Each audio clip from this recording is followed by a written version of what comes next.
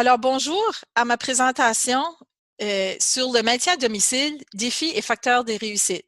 Je suis Suzanne Dupuis-Blanchard, je suis professeure à l'École des sciences infirmières à l'Université de Moncton et je suis aussi titulaire de la chaire en recherche CNFS sur le vieillissement des populations. Je suis aussi la directrice du Centre d'études du vieillissement, toujours à l'Université de Moncton.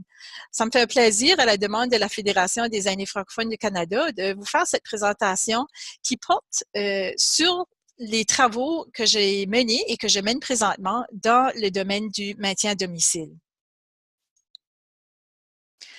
Alors, les buts de la présentation sont de vous fournir des introductions par rapport au vieillissement chez soi. Qu'est-ce que c'est? On parle de définition, etc. De partager avec vous quelques résultats de projets de recherche sur le maintien à domicile des aînés francophones en milieu minoritaire linguistique, ainsi que des anglophones aussi, en perte d'autonomie. Puis terminer la présentation avec quelques pistes de réflexion par rapport à l'avenir.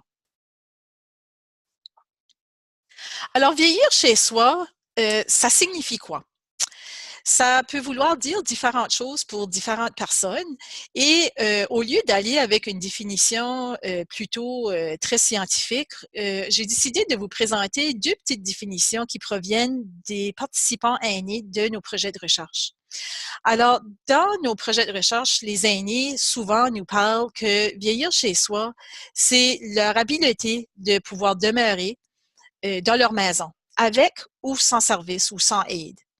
Pour l'autant, dans le passé, quand je pense à mes premières recherches, il y a environ une quinzaine d'années, souvent les aînés, quand ils parlaient de demeurer chez soi, c'était souvent sans aide. Ils disaient, il faut être autonome, il faut, aussitôt qu'on demande de l'aide, peut-être que c'est le temps de déménager, etc. Il y avait comme une différente façon de voir le maintien à domicile ou le vieillir chez soi. Tandis que dans nos recherches, dans les dernières années, on entend beaucoup plus les aînés nous parler que c'est correct de recevoir des services et si ça permet justement de pouvoir demeurer à domicile plus longtemps, ça devrait faire partie justement, excusez, de cette planification-là de pouvoir demeurer à domicile. L'autre définition qu'on entend souvent de nos participants, c'est aussi que le vieillir chez soi, il faut que ça soit le choix de la personne. Et c'est un choix qui se fait parce que la personne, elle doit pouvoir se sentir en sécurité.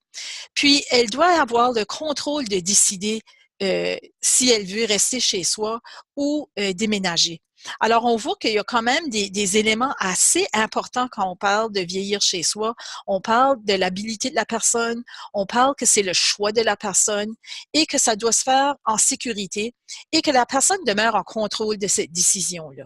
Alors, je pense que c'est important de penser à ça au fur et à mesure dans la présentation.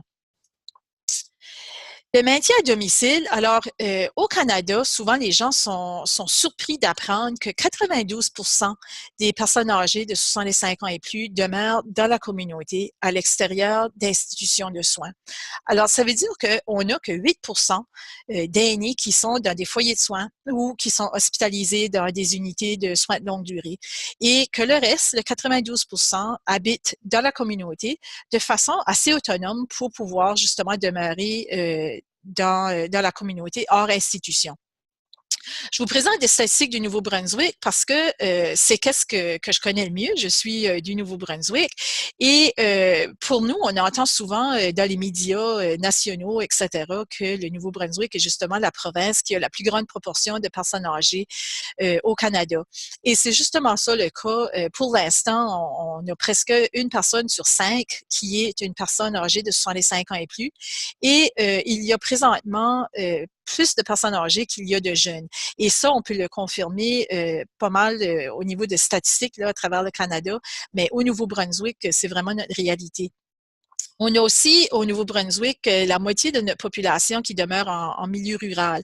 Alors, les données que je vais vous présenter, des projets que l'on a menés, vous allez pouvoir tenir ça en compte que ça prend en considération justement que les aînés sont vraiment partagés au niveau de milieu urbain et aussi milieu rural. Et comme vous le savez très bien, probablement, au Nouveau-Brunswick, on est une province officiellement bilingue qui compte environ 33% de sa population qui est francophone et ou qui a aussi qui déclare le français comme langue maternelle sur le recensement. Alors, ça a une composante assez importante lorsque on parle de livraison de services ou de développement de services et lorsqu'on fait nos projets de recherche, etc., on essaye justement toujours de bien comprendre la réalité francophone en milieu minoritaire. Il faut aussi reconnaître l'importance de la langue dans le vieillissement parce que on sait que, surtout en présence de démence, la personne peut perdre son habilité de parler la deuxième langue apprise. Alors, pour la personne qui a toujours, on va dire, été très bilingue, mais que sa première langue était le français, il se peut que sous stress, sous état de crise et avec un diagnostic de démence et une démence qui commence à avancer, que la personne a de la difficulté à comprendre et à parler sa deuxième langue. Alors, la personne reviendrait à mieux comprendre et mieux parler le français. Et ça, c'est une composante très importante à garder en tête, surtout dans le contexte de vieillissement de la population.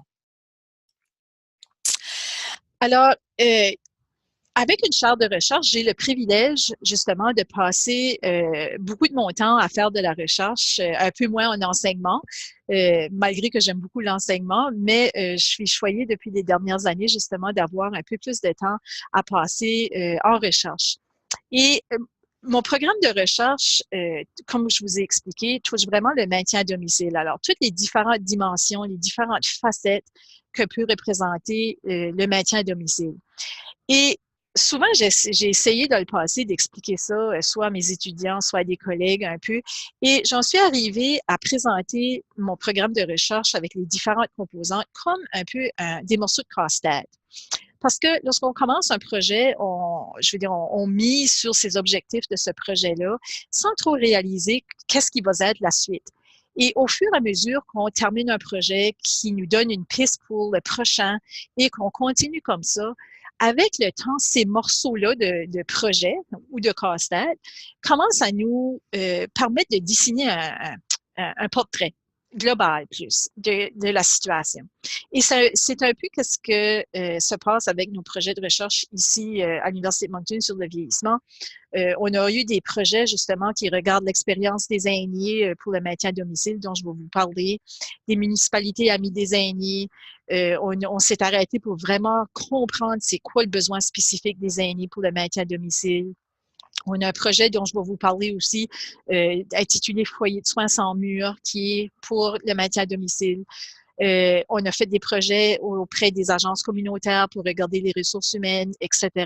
Et quand on commence à mettre tous ces morceaux ensemble, on commence à avoir une meilleure compréhension de qu'est-ce qu'est la situation des aînés au niveau du maintien à domicile, de par leur expérience, mais aussi de ce qui les entoure par rapport aux services disponibles, ça peut être au niveau gouvernemental, privé, etc., et des ressources qui sont disponibles pour eux. Alors, c'est un peu comme ça que je vous présente les différentes facettes de mon programme de recherche et certains des projets que je vais avoir l'occasion de vous partager. Aussi, avant de poursuivre justement, je voudrais compléter cette première partie de la présentation tout simplement en vous parlant du continuum d'autonomie. Alors, les projets que l'on mène sont toujours sous une compréhension de l'autonomie de la personne ou de l'indépendance de la personne. Alors, on le voit, comme le démontre la diapositive justement, sur une ligne de temps où à la gauche, on parle de la personne âgée en santé qui est comme toute personne, peu importe l'âge, qui est un citoyen de sa communauté, qui demeure à domicile sans service, mais qui pourrait ou qui devrait jouir d'activités de prévention et de promotion de la santé pour garder sa santé. Alors, pour rester autonome, de s'assurer de bien manger, faire l'exercice, etc. et de toujours être en quête de garder son niveau optimal de santé. Ensuite, si on continue sur la ligne de temps, il se peut qu'à un moment donné, le citoyen devient un client. Il y a encore un citoyen, mais on y ajoute aussi un rôle de client. qui est à domicile encore, mais qui a peut-être besoin d'un peu de soutien pour pouvoir rester à domicile. Alors, la personne peut avoir, peut-être c'est quelque chose de temporaire aussi, où ce que la personne a eu une chirurgie, a été hospitalisée et de retour à la maison, mais a besoin de soutien.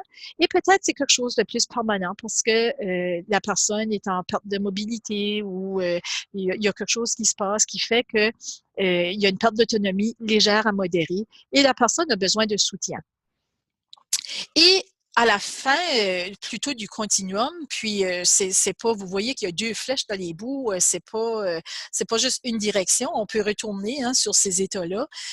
On voit aussi le citoyen qui est client, mais qui devient aussi résident, où la personne est plutôt en perte d'autonomie un peu plus grave et a besoin de soins plutôt concentrés, si on peut dire, en institution ou en foyer de soins.